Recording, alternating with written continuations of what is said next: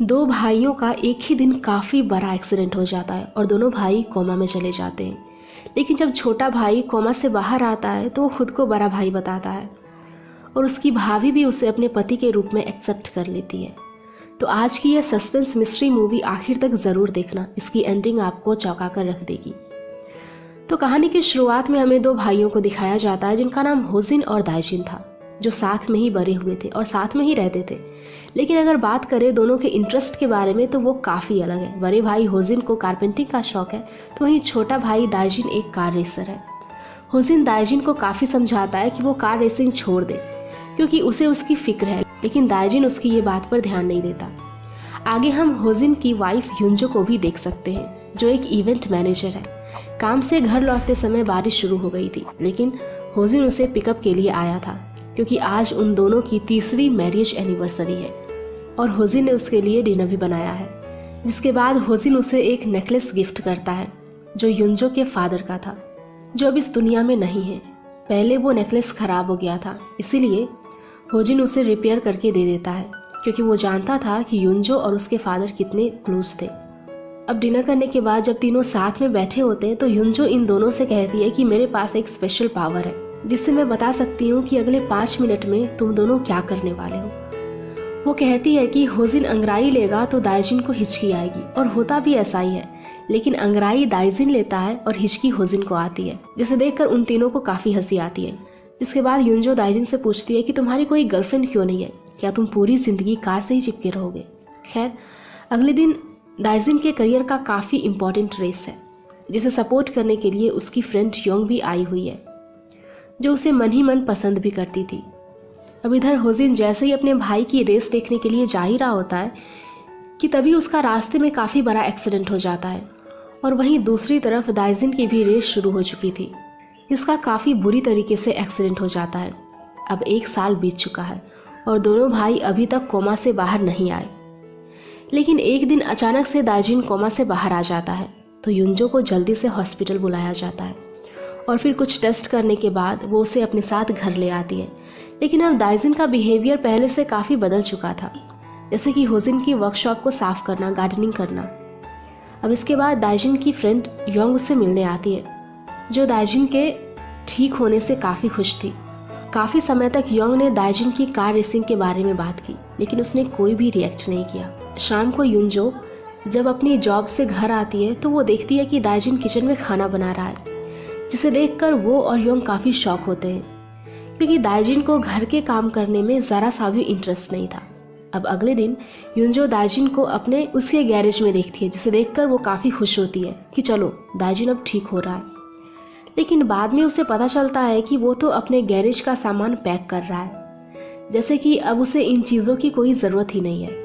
दाइजिन बड़े ही भारी मन से दाइजिन का नाम लेता है और बताता है कि वो दाइजिन नहीं बल्कि होजिन है, जिसे सुन युंजो काफ़ी शॉक होती है और उसे साइकेट्रिस्ट के पास लेकर आती है, जहाँ पर दाइजिन डॉक्टर को बताता है कि उसे ऐसा फील हो रहा है जैसे कि उसकी बॉडी को होजिन कंट्रोल कर रहा हो। डॉक्टर युंजो से कहते हैं कि हो सकता है कि दाइजिन को अपने बड़े भाई का सदमा लगा हो, वो जैसा चाह रहा है वो उसे वैसा करने दो और उसकी हरकतों पर नज़र रखो, सच्चाई अपने आप पता चल जाएगी। अब एक दिन दाइजिन युंजो के हाथ में वही नेकलेस देता है जो होजिन को उसने एनिवर्सरी के दिन गिफ्ट किया था। वो काफ़ी शॉक होती है और सोचने लगती है ये इसके पास कैसे आया। अब उसके दिमाग के अंदर कई सारे सवाल उठ रहे थे, तो वो उसे हॉस्पिटल लेकर गई और डॉक्टर उसे हिप्नोटाइज कर कर एक्सीडेंट वाला हादसा पूछता है, तो वो सेम वैसा ही बताता है जैसे होजिन के साथ हुआ था, जो बात किसी और को पता होना काफ़ी मुश्किल है। डॉक्टर युंजो से कहता है कि कुछ सवाल के जवाब साइंस के पास भी नहीं होते, पॉसिबिलिटी कुछ भी हो सकती है। अब ऐसे ही कई सारे दिन बीत गए और दाइजिन सिर्फ नाम का ही रहेगा, क्योंकि अब उसकी हरकतें पूरी तरह से होजिन की तरह हो चुकी थी, जैसे कि उसकी तरह कपड़े पहनना, उसके जैसा काम करना, यहाँ तक कि वो होजिन के फर्नीचर एग्जामिनेशन की तैयारी भी करने लगा। अब एक रात वो युंजो के कमरे का दरवाज़ा खटखटाता है और कहता है कि मुझे दाइजिन के कमरे में नींद नहीं आती, मुझे अपने कमरे में सोना है। तो युंजो ठीक है कहकर चली जाती है। अब अगले दिन योंग दाइजिन को अपने फादर के फार्म हाउस लेकर आती है ताकि दाइजिन इस माहौल से बाहर निकलकर खुद को अच्छा फील करा सके। लेकिन इसका ज़्यादा कुछ फ़ायदा नहीं होता। योंग उसे अपने प्यार का इजहार करती है, लेकिन वो कुछ भी नहीं बोलता। अब एक रात योंग जब मेट्रो स्टेशन से बाहर आती है तो बाहर दाइजिन उसे लेने के लिए आया था, जैसे पहले होजिन आया करता था। अब घर आने के बाद योंग काफ़ी फ्रस्ट्रेट हो चुकी थी।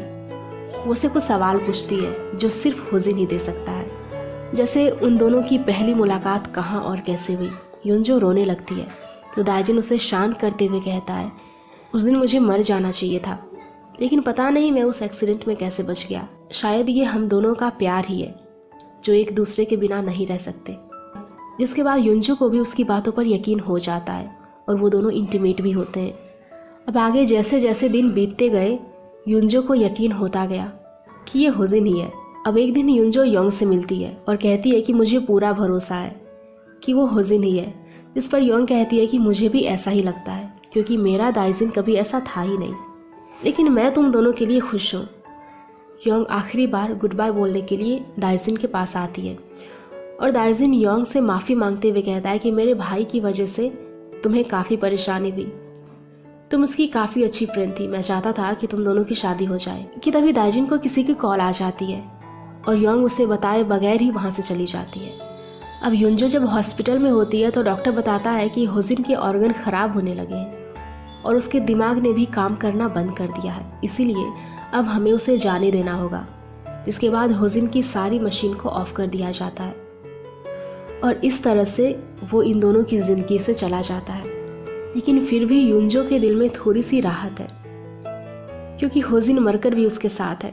अब एक्सिबिशन वाला दिन आ जाता है जहाँ पर दाइजिन काफ़ी एक्साइटेड है और युनजो भी उसके साथ है, लेकिन तबीयत ख़राब होने की वजह से युनजो फिर से घर लौट आती है।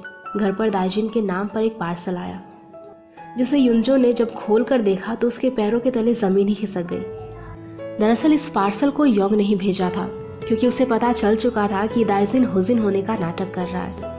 योंग को ये नेकलेस उस दिन मिला था जब वो दाइजिन को गुड बाय बोलकर गई थी और बिना कुछ कहे वहाँ से चली गई।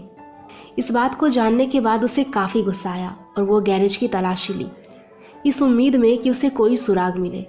और फिर उसे एक लॉकर से उसकी कई सारी पुरानी फ़ोटोज़ मिलती है और एक डायरी भी, जिसके अंदर लिखा था कि एक दिन उसे एक लड़की दिखाई दी जो पहली नज़र में ही उसके दिल में बस गई। जिसके बाद उसने उसे काफ़ी ढूंढने की कोशिश की, लेकिन वो उसे नहीं मिली। फिर एक दिन होजिन ने दाइजिन को अपनी गर्लफ्रेंड से मिलवाया, जो कोई और नहीं बल्कि वही लड़की थी। बाद में उन दोनों की शादी हो गई, लेकिन दाइजिन ये सोचकर खुश था कि कम से कम युनजो उसकी आंखों के सामने तो रहेगी। होजिन और युनजो लेटर के ज़रिए एक दूसरे से बात किया करते थे, लेकिन होजिन को लेटर लिखना नहीं आता था, जिस वजह से वो ये काम दाइजिन से करवाया करता था, जिसके चलते उसे युनजो के बारे में छोटी से छोटी बात भी पता चल चुकी थी और उस नेकलेस के बारे में भी। अब ये बात जानने के बाद युनजो को काफ़ी शौक लगता है और वो वहीं पर ही रोने लगती है। वो एक्सिबिशन में जाती है जहाँ पर दाइजिन काफ़ी खुश है और उसने उन दोनों के बच्चे के लिए एक आर्च भी बनाया होता है और युनजो के चेहरे पर भी एक छोटी सी मुस्कुराहट होती है, यानी कि उसने दाइजिन को एक्सेप्ट कर लिया। अब मूवी के आखिर में हम दाइजिन को देखते हैं जो अपने बड़े भाई की अस्थियों को बहा रहा था। वो अपने भाई से कहता है कि तुमने मेरे लिए खुद को सेक्रीफाइस किया ताकि मैं युनजो से प्यार कर सकूं, लेकिन इस बात को ठुकराया नहीं जा सकता कि युनजो तुमसे ही प्यार करती है। मैं उसके पास तो हूँ, लेकिन वो असल में प्यार तुमसे ही करती है। लेकिन सबसे पहले प्यार मैंने किया था, तुम अपनी ज़िंदगी से चले गए, लेकिन युनजो को पाने के लिए मैंने भी अपने आप को पूरी तरीके से बदल दिया है। युनजो को पाने के लिए मैंने अपने शौक और सपने पीछे छोड़ दिए और तुम्हारी ज़िंदगी जीने लगा, जो कि मेरे लिए काफ़ी मुश्किल है। वैसे दोस्तों, आपका इस बारे में क्या कहना है? क्या दाइजिन गुनहगार है क्योंकि उसका प्यार युनजो के लिए सच्चा था, जिस वजह से उसने ये सब किया? वैसे आपकी राय कमेंट में ज़रूर दीजिएगा। एंड इसी के साथ मिलते हैं नेक्स्ट वीडियो में। Thank you.